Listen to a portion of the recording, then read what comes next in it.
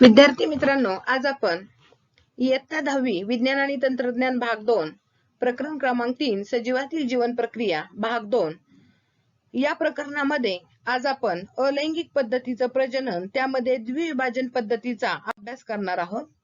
पहा, मागील इयत्तेमध्ये जर आपण पाहिलं तर मागील इयत्तेमध्ये आपण विविध जीवन प्रक्रियांचा अभ्यास केलेला आहे आणि त्या जीवन प्रक्रिया कोणकोणत्या आहेत तर त्या जीवन प्रक्रिया पोषण आहे, श्वसन आहे, रक्ताभिसरण संस्था आहे, उत्सर्जन, संवेदन, प्रतिसाद इत्यादी सर्व जीवन प्रक्रिया आपण पाहिल्या आहेत। आणि आपल्याला माहिती आहे की प्रत्येक सजीवाला जिवंत राहण्यासाठी या जीवन प्रक्रिया आवश्यक असतात।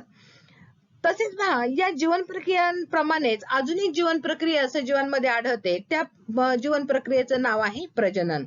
तर या बाकीच्या जीवन प्रक्रिया ज्या आहेत त्या जशा सजीवाला जिवंत राहण्यासाठी आवश्यक आहेत, त्याच पद्धतीने प्रजनन ही सजीवाला जिवंत राहण्यासाठी आवश्यक अशी नाही। मग त्याचा उपयोग काय आहे पहा, तर सजीव त्या प्रजातीचा आहे आणि ती प्रजाती जिवंत ठेवण्यासाठी प्रजनन ही आवश्यकता आहे। आलं लक्षात?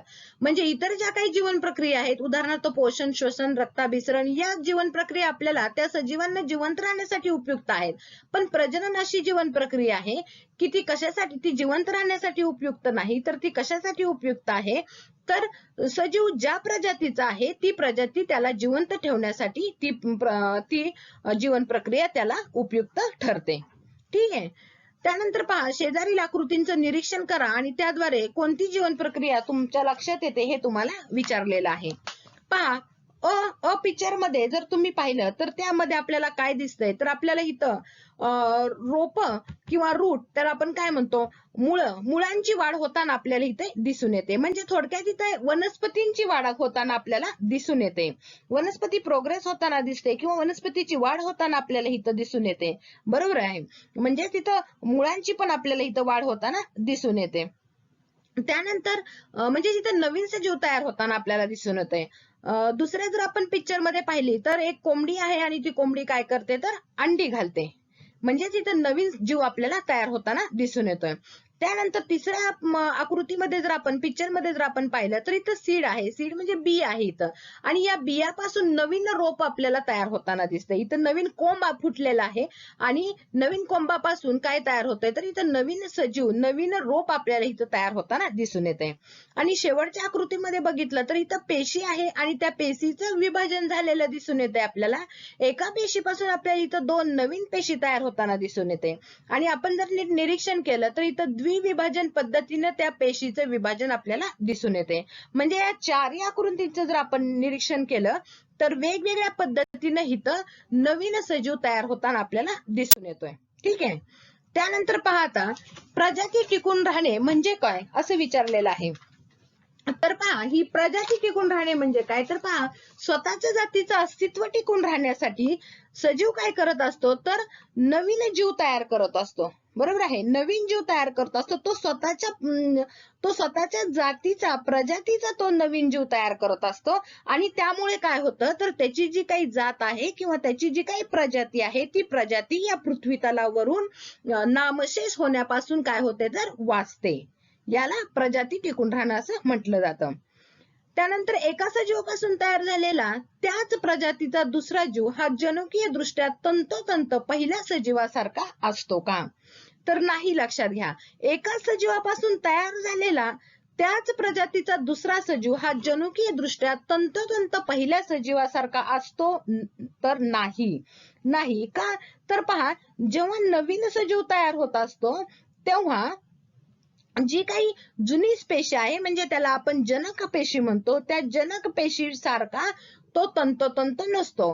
पण जेव्हा अलैंगिक प्रजनन पद्धतीमध्ये जर आपण पाहिलं तर अलैंगिक प्रजनन पद्धतीमध्ये मात्र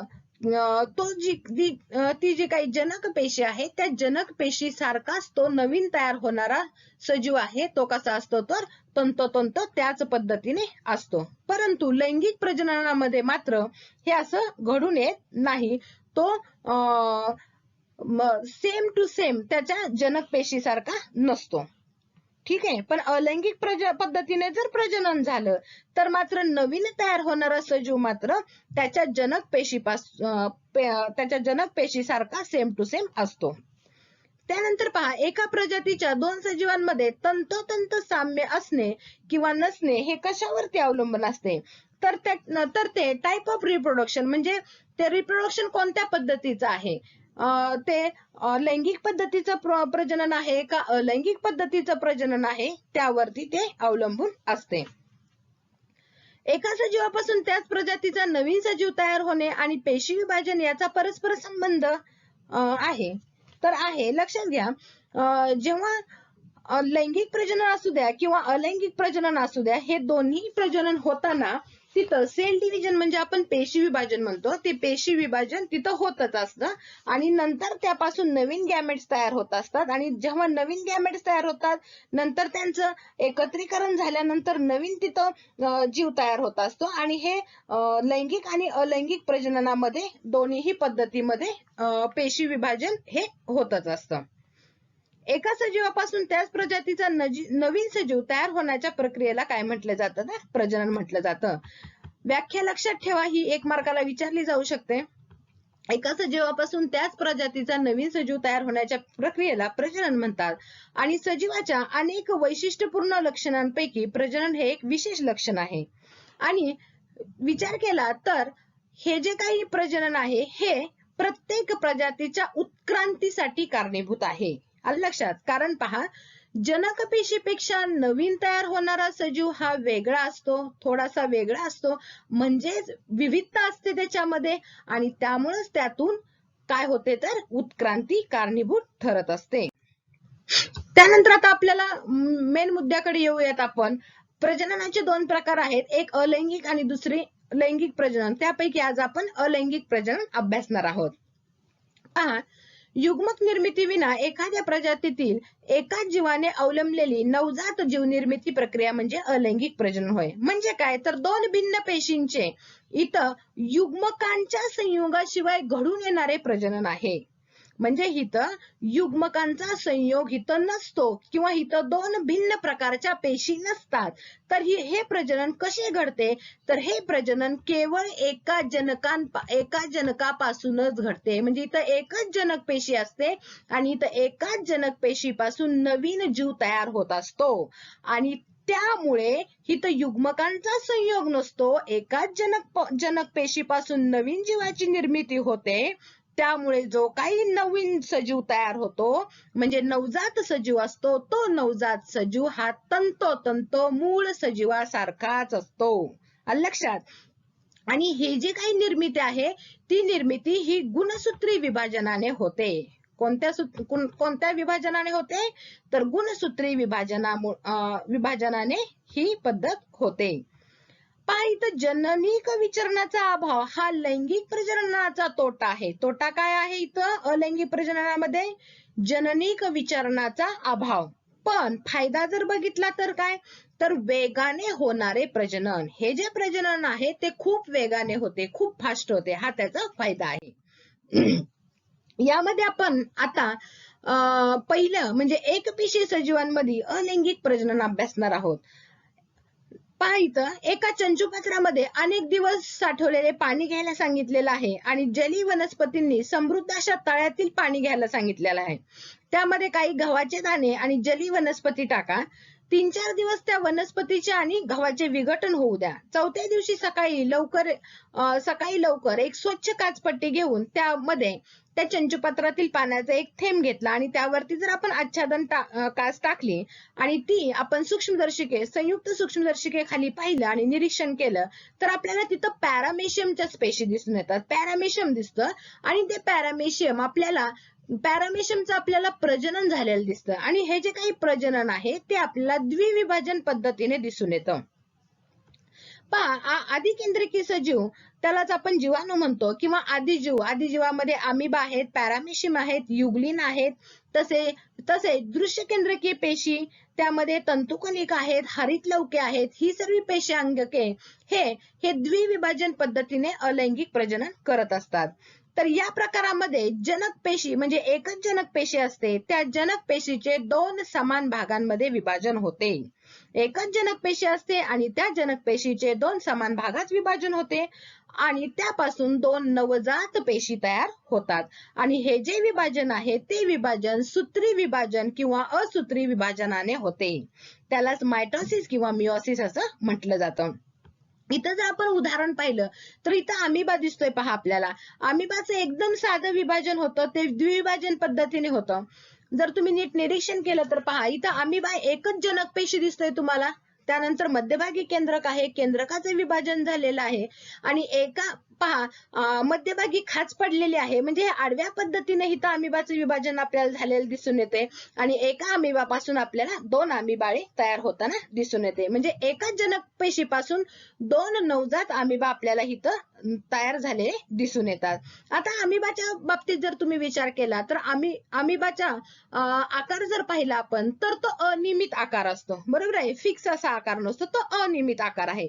त्यामुळे त्या अमिबाला आता इथं आडव्या पद्धतीने इथं विभाजन झालेलं आहे. कोणत्याही खाचेतून कोणत्याही अँगलनी कोणत्याही अक्षाने म्हणजे इथं कोणत्याही अक्षाने या अमिबाचं विभाजन होऊ शकतं. आता इथं आडव्या पद्धतीने इथं खाच पडलेली आहे, उभ्या पण पद्धतीने खाच पडू शकते, तिरकी खाच पडू शकते, इकडून तिरकी खाच पडू शकते. का तर अमिबाचा आकार अनियमित असल्यामुळे तिथं हे जे काही विभाजन होतं ते कोणत्याही अक्षातून आपल्याला विभाजन पाहावयास मिळतं. म्हणजे इथं अमिबामध्ये एकदम साध्या पद्धतीने द्विविभाजन आपल्याला झालेले दिसून येते. त्यानंतर दुसरा आहे पहा पॅरामेशियम घेतला. पॅरामेशियम मध्ये पाहिलं तर एकच जनक पेशी आहे आणि एका जनक पेशीपासून आपल्याला 2 नवजात पॅरामेशियम तयार झालेले दिसतात. आता इथं जर तुम्ही नीट निरीक्षण केलं तर पॅरामेशियम मध्ये सुद्धा आडव्या पद्धतीने खाच पडलेली आहे. याचाच अर्थ पॅरामेशियम मध्ये आडव्या पद्धतीने इथं त्याचं द्विविभाजन झालेलं आहे. आता तिसरं उदाहरण घेऊयात आपण युग्लिना. युग्लिनाचं जर तुम्ही निरीक्षण केलं तर पहा युग्लिनाचं इथं केंद्रकाचे विभाजन झाले, 2 केंद्रक आहेत, पण इथं युग्लिनाचं जर निरीक्षण केलं तर इथं उभ्या पद्धतीने खाच पडलेली आहे आणि एका जनक युग्लिनापासून 2 नवीन नवजात युग्लिना तयार होताना दिसतात. म्हणजे अमिबाचा विचार केला तर तिथं अमिबामध्ये साधे द्विविभाजन पद्धती होते. पॅरामेशियम बघितलं तर पॅरामेशियम मध्ये आपल्याला आडव्या पद्धतीचं द्विविभाजन दिसून येतं. युग्लिना पाहिला तर युग्लिनामध्ये आपल्याला उभ्या पद्धतीचं द्विविभाजन दिसून येतं. आलं लक्षात? आता हे जे काही विभाजन आहे द्विविभाजन आहे, हे जे काही प्रजनन आहे हे प्रजनन कधी होतं तर सजीवांमध्ये द्विविभाजन शक्यतो या सजीवांमध्ये द्विविभाजन शक्यतो अनुकूल परिस्थितींमध्ये निर्माण होतं. म्हणजे काय तर जेव्हा मुबलक प्रमाणामध्ये अन्नसाठा उपलब्ध असतो तेव्हा हे प्रजनन काय होते तर उपलब्ध होते. ठीक आहे. तर पहा आज आपण अलैंगिक प्रजननामध्ये द्विविभाजन पद्धतीचा अभ्यास केला. त्यामध्ये आपण एकूण 3 उदाहरणं पाहिली. पहिला आहे अमिबा. अमिबामध्ये साध्या पद्धतीने द्विविभाजन होतं. त्यानंतर पॅरामेशियम बघितलं, त्यामध्ये आडव्या पद्धतीने द्विविभाजन होतं आणि युग्लिनामध्ये पाहिलं तर उभ्या पद्धतीने तिथं द्विविभाजन आपल्याला दिसून येतं. ठीक आहे.